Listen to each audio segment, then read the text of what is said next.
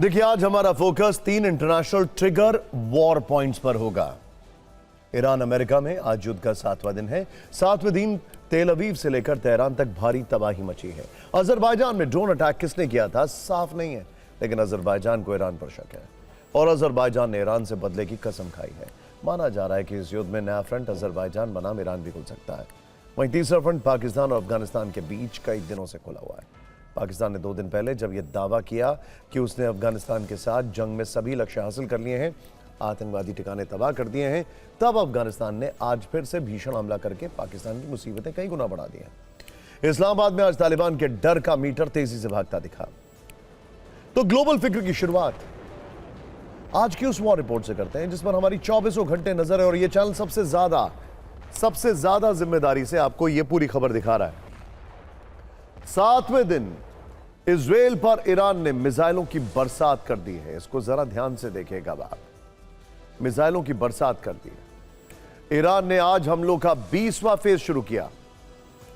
Israel में अमेरिकी दूतावास पर हमले किए। ध्यान से देखिएगा, इजराइल के रक्षा मंत्रालय पर हमले की कोशिश की। इजराइल की कमर्शियल फैसिलिटी पर विध्वंसक हमला किया। इजराइल की ऑयल फैसिलिटी पर हमला किया। इजराइल को सबसे घातक खुर्रम शहर 4 मिसाइल से बारूदी सरप्राइज दिया। इजराइल पर ईरानी हमलों की यह वीडियो रिपोर्ट आपको जरूर देखनी चाहिए। 7 दिन के इस युद्ध में ईरान ने पहली बार इजराइल पर क्लस्टर बम से लैस बैलिस्टिक मिसाइल से हमला किया है।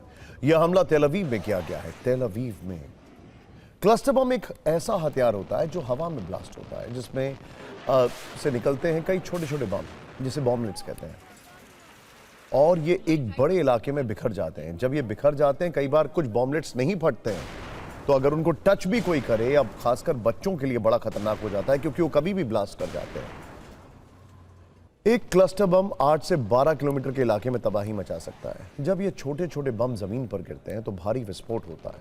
क्लस्टर बम का इस्तेमाल ये बता रहा है कि अब यह युद्ध एक अलग लेवल पर जा रहा है। पहली बार इसका इस्तेमाल दूसरे विश्व युद्ध में हुआ था, लेकिन 2008 में बनी कन्वेंशन ऑन क्लस्टर म्यूनिशन संधि के तहत क्लस्टर बमों के इस्तेमाल पर प्रतिबंध है। हालांकि इस संधि के कुछ देश हिस्सा नहीं है। पिछले साल 12 दिन के युद्ध के दौरान भी ईरान ने कुछ क्लस्टर बमों का इस्तेमाल किया था। तब से लेकर ईरान ने अपनी तैयारी को और पुख्ता किया है। क्लस्टर बम को आमतौर पर फाइटर जेट से गिराया जाता है, लेकिन ईरान मिसाइल के अंदर क्लस्टर बम फिट कर रहा है। मिसाइल के अंदर ईरान की शहाब और खुर्रम शहर मिसाइल ऐसे बम ले जाने के लिए खासतौर पर डिजाइन की गई है। क्लस्टर बम का एक और चीज के लिए इस्तेमाल होता है। जब क्लस्टर बम से अटैक किया जाता है तो यह कई बार एयर डिफेंस सिस्टम को भी कंफ्यूज कर देता है। तो क्लस्टर बम का इस्तेमाल किया जाता है क्योंकि कई सारे बॉम्बलेट्स गिरते, एयर डिफेंस सिस्टम कंफ्यूज हो जाता है और फिर मेन मिसाइल या ड्रोन अटैक कर दिया जाता है। इस बम से लैस मिसाइल हवा में ही खुल जाती है। कई बमों में एक साथ विस्फोट होता है। इतनी बड़ी संख्या में आए बमों को रोक पाना एयर डिफेंस सिस्टम के लिए बहुत मुश्किल है। रेडार के लिए इतने बमों को एक साथ ट्रैक कर पाना असंभव है। अगर सभी बमों को रोकना हो तो इजराइल को एक साथ 20 से 25 तामीर मिसाइलें छोड़नी पड़ेंगी। इतनी बड़ी संख्या में इंटरसेप्टर मिसाइलें छोड़ना बहुत महंगा सौदा है। इसीलिए आज तेल अवीव के आसमान में क्लस्टर बमों के तौर पर आग तैरती नजर आई। क्लस्टर बम से हमले के कई वीडियो सामने आए। इस लड़ाई में आगे ईरान और भी ज्यादा आक्रामकता के साथ क्लस्टर बम का इस्तेमाल कर सकता है। ईरान ने 7वें दिन इजराइल के अलावा एक बार फिर से अरब वर्ल्ड के कई देशों को मिसाइल और ड्रोन से टारगेट किया है। कुवैत है, बहरीन है, कतर है, दुबई है। कुवैत ने दोबारा हमला किया गया। कुवैत में सबसे बड़े अमेरिकी बेस पर अटैक किया गया है। अली अल सलेम बेस पर रॉकेट दागे गए। बेस में फ्यूल स्टोरेज, हैंगर और वेयरहाउस को नुकसान पहुंचाने का दावा किया गया। कुवैत में ईरान के हमलों के बाद अमेरिका ने अपने दूतावास में कामकाज को रोक दिया है। अमेरिकी दूतावास को बंद कर दिया गया है। खबर है कि ईरानी हमलों के कारण सऊदी अरब, लेबनान में भी यूएस दूतावास बंद हुए। कतर के अलावा ईरान ने बहरीन में ड्रोन अटैक किया है। एनर्जी फैसिलिटी को बर्बाद कर दिया है। बहरीन में लगातार धमाके सुनाई दिए हैं। बहरीन की सबसे बड़ी तेल रिफाइनरी पर हमला किया गया है। ये अव्वाली तेल रिफाइनरी थी जहां अटैक के बाद भयंकर आग लग गई। बहरीन में ही अमेरिकी अधिकारियों पर भी हमला हुआ है। अमेरिकी अधिकारियों से भरी इमारत पर अटैक किया गया। अमेरिकी नौसेना के 5th फ्लीट पर नॉनस्टॉप हमले हो रहे हैं। ये 5th फ्लीट पहले ही दिन से ईरान के निशाने पर है। यूएई के दुबई में बड़ा ड्रोन अटैक हुआ है। रिहायशी इलाके में ड्रोन अटैक से हड़कंप मच गया। यूएस काउंसुलेट के पास हमले की खबर है। आबू धाबी में भी एनर्जी फैसिलिटी पर ड्रोन अटैक किया गया है। हमले में फैसिलिटी को काफी नुकसान है। अब आपको अरब देशों पर ईरानी हमलों के खौफनाक असर को बताते हैं। ध्यान से देखिएगा। शुरुआत कुवैत से कर रहे हैं क्योंकि वहां पर अमेरिकन बेस को हिला कर रख दिया गया है। ध्यान से देखिएगा। देखिए, कुवैत में अमेरिकी एयरबेस पर हमला।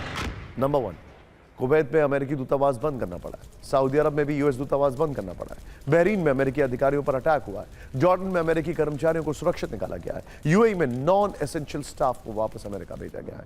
मिडल ईस्ट में 14 देशों से अमेरिकियों को तुरंत डिपोर्ट करने का निर्देश जारी हुआ है। अल अरेबिया और वॉल स्ट्रीट जर्नल के अलावा, वैसे ये खबर है, इसके अलावा 28 फरवरी से अब तक 17,500 से ज्यादा अमेरिकी नागरिक पश्चिम एशिया से अमेरिका अपने घर लौट चुके हैं। ईरान के हमलों का जवाब अमेरिका और इजराइल मिलकर तेहरान को किस तरह दे रहे हैं, अब उनके हमलों की ये वीडियो रिपोर्ट। और आज के हमलों में एक बड़ी खबर यूएसएस अब्राहम लिंकन से जुड़ी हुई है। आईआरजीसी ने दावा किया है कि उसने होर्मुज़ स्ट्रेट में यूएसएस लिंकन पर ड्रोन अटैक किया था। हमले के समय ओमान की खाड़ी में यूएसएस लिंकन मौजूद था। ईरान के इलाके से 340 किलोमीटर दूर यूएसएस लिंकन पर ड्रोन से हमले का दावा किया गया है। वैसे 24 घंटे में दूसरी बार यूएसएस लिंकन पर हमले का इस तरह से दावा किया गया है। यह भी दावा किया गया है कि हमले के बाद यूएसएस लिंकन 1000 किलोमीटर तक पीछे हटने को मजबूर हुआ। सेंटकॉम ने यूएसएस लिंकन पर हमले के दावों को खारिज किया है। यह भी कहा है कि यूएसएस लिंकन पूरी तरह से महफूज है। सेंटकॉम ने यूएसएस अब्राहम लिंकन से हमले का एक वीडियो भी जारी कर दिया है। एयरक्राफ्ट कैरियर से फाइटर जेट के टेक ऑफ का वीडियो सामने आया। ईरान के इन हमलों ने अमेरिका और इजराइल की परेशानी बढ़ा दी है। इस बीच अमेरिका की पूरी प्लानिंग ईरान की मिसाइल और ड्रोन शक्ति को खत्म करने की है। अमेरिका ने बॉम्बर्स का एक बड़ा बेड़ा ईरान पर हमले के लिए भेजा है। मिसौरी बेस से B-2 स्टेल्थ बमवर्षक विमान भेजे गए। वहीं मिसौरी के व्हाइटमैन एयरफोर्स बेस से भी बॉम्बर्स भेजे गए जो ईरान की मिसाइल स्टोरेज को उड़ाने के लिए बंकर बस्टर बम का इस्तेमाल कर रहे हैं। अमेरिका के टारगेट तक किसी भी तरह ईरान की मिसाइल सिटी और लॉन्चर्स तबाह कर दिए जाएं। इन्हीं बंकर बस्टर बमों के टारगेट पर ईरान के परमाणु ठिकाने भी हैं। जमीन के कई फीट नीचे बने इन परमाणु ठिकानों को इन्हीं बमों से तबाह किया जा सकता है।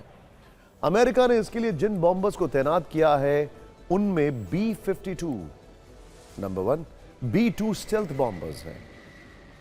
B-52 हमने आपको बताया ये तीनों ही यूएस एयरफोर्स के बेहद शक्तिशाली बॉम्बर्स हैं जो बड़े बमों के साथ परमाणु बम ले जाने में भी सक्षम है।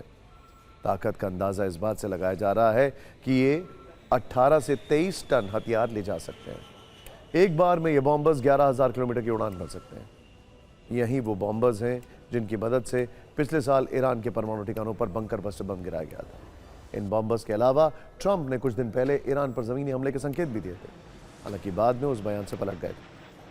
लेकिन अब ईरान ने उनके जमीनी आक्रमण पर जवाबी फायरिंग की है। चेतावनी दी है कि अमेरिकी सैनिक एक बार ईरान की धरती पर उतर कर दिखाएं, उन्हें हम करारा जवाब देंगे।